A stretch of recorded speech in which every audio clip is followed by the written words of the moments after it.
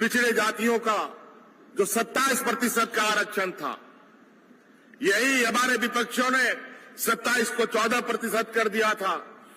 फिर से हम लोग 27% का आरक्षण बहाल करने का कानून बनाया, वो भी जाकर के इन लोगों ने उस पर रोड़े लगा रखे हैं। दलितों का, पिछड़ों का, आदिवासियों का आरक्षण बढ़ाने की बात को भी इन लोगों ने दबा रखा है। कोई सहयोग नहीं।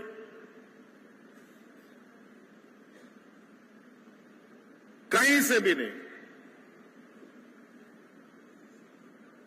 खैर कोई बात नहीं। इस राज्य का जन्म बहुत तकलीफ से हुआ है। यहां के आदिवासी मूलवासियों की शहादत किसी से छुपा नहीं है। इस राज्य का पूरब से पश्चिम, उत्तर से दक्षिण तक हर कोने में हमारे वीर शहीदों का कहीं न कहीं आप मूर्ति जरूर देखेंगे। और यहां के हक अधिकार, यहां के जल जंगल जमीन, यहां के मूलवासी आदिवासी की लड़ाई के लिए उन लोगों ने अपनी जान की कुर्बानी दी। इसका मतलब इस राज्य पर लोगों का गिद्ध नजर है। खनिज संपदा से भरा हुआ राज्य, बड़े बड़े व्यापारी इनको लूटने में लगे और यहां के लोगों को मजबूत बनाने इनका उद्देश्य नहीं है। अगर यहां का नौजवान पढ़ा लिखा हो जाएगा, यहां का नौजवान आर्थिक रूप से, सामाजिक रूप से, शैक्षणिक रूप से मजबूत होगा तो अपने अधिकार की लड़ाई लड़ेगा। इसीलिए ये लोग हम लोगों को कमजोर बना के रखता है। लेकिन अब वो दिन दूर नहीं। अब 40 साल लग गया हमारे पूर्वजों को लड़ते लड़ते इस राज्य को पाने में, और इस सरकार को भी पाने में हम लोगों को 20 साल लग गया। अगर नहीं लड़ते तो इस राज्य का मूलवासी आदिवासी नहीं बचता। यही बगल में ही कहा, नेतरहाट में 30 साल की 50 साल से फायरिंग रेंज चल रहा था। वहां का आदिवासी दलित, वहां का आदिवासी भाई लोग कितना परेशान रहा आपको मालूम है।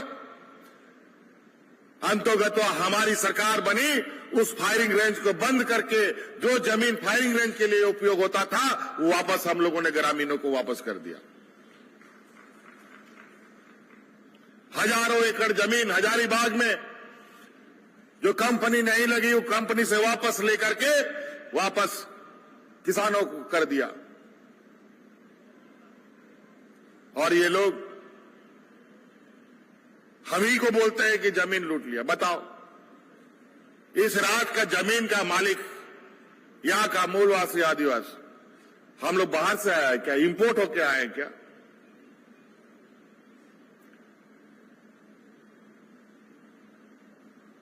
समझ में नहीं आता है कि इन लोगों को अच्छा काम करने वाले और उसके साथ चलने वाले लोगों के प्रति इनकी घृणा इतनी क्यों है। आज तक आदिवासियों को आदिवासी दिवस पर इन लोगों ने शुभकामनाएं नहीं दी, आज तक नहीं दिया।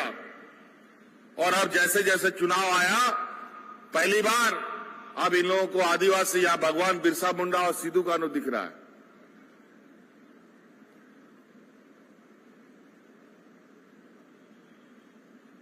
इससे पहले कभी नहीं दिखा इन लोगों को।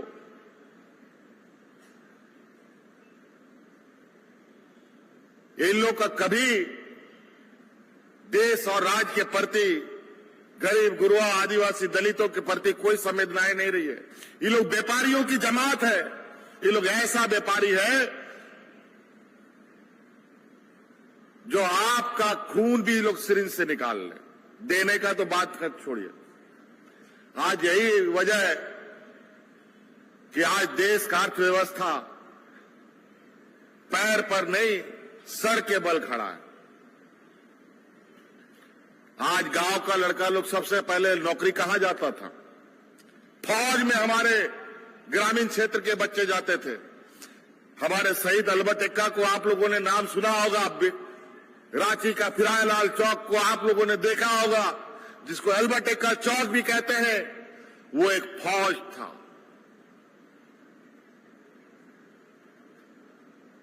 सबसे अधिक देश में ग्रामीण क्षेत्र के बच्चे फौज में जाते थे और थोड़ा बहुत पढ़ाई कर लिया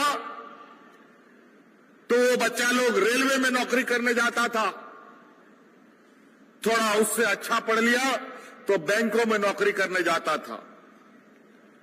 लेकिन अभी फौज की नौकरियां बंद। अब अग्निवीर आ गया, मात्र 4 साल के लिए फौज में नौकरी मिलेगा, उसके बाद फिर सड़क में आ जाओ।